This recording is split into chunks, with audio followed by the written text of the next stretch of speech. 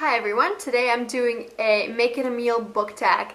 Thank you Kimberly for Kimberly's Mindstorm for tagging me in it. And I have her video link down below, and also I have the original video link down below as well if you want to check that out. So let's just get right to it. Question 1, starter or appetizer?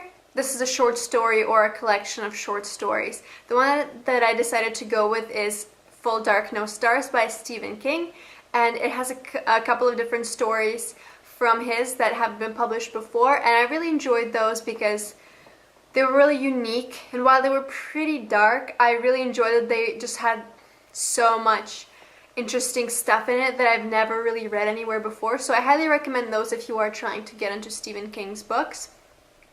It's definitely a great book to start with because the stories are short, but you just get to see how incredible his work is. Question number 2, a main dish, a large novel.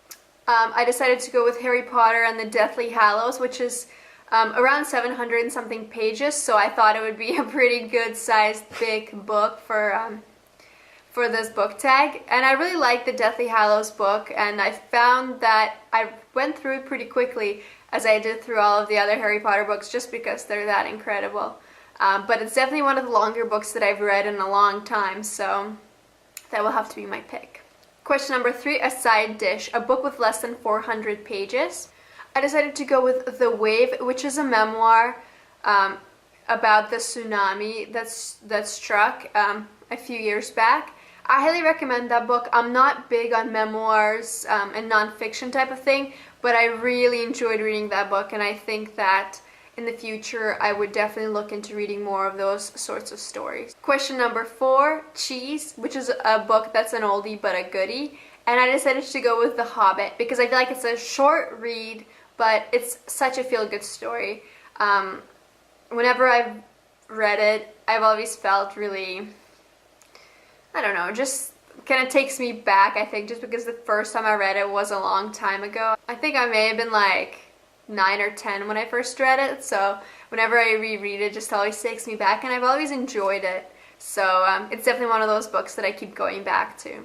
Question number 5, dessert, a book with a sweet ending. I decided to go with a book called The School of Essential Ingredients, which I randomly picked up one day, and I didn't have very high expectations for it. However, I feel like it was one of the most feel-good books I've ever read, and I highly recommend it if you want just a happy book that makes you feel good about life and just doesn't have any sort of dark negative things to it.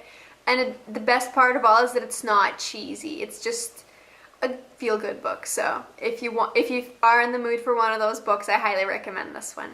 Question number 6, coffee, a book that gets your adrenaline going. And I had to go with Agatha Christie's And Then There Were None.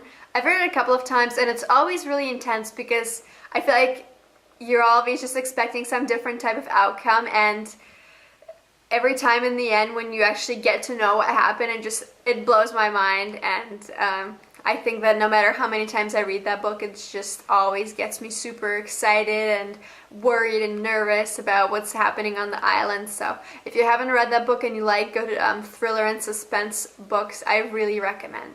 Lastly, the dinner guests, other booktubers who I'm tagging in this book tag. So first I'm tagging Laura from The Magic of White Pages.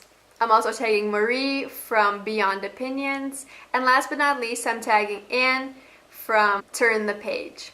So don't feel pressured to do this book tag, but if it's something that interests you, then go right ahead. And also, if any of you who are watching, you're interested in this tag, you can go ahead and do that. It was a really fun thing to try and plan out a dinner with books.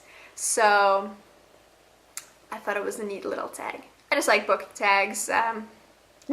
They're just fun to do, and that's partially why I like BookTube. But anyways, thank you guys so much for watching, and I'll see you next time.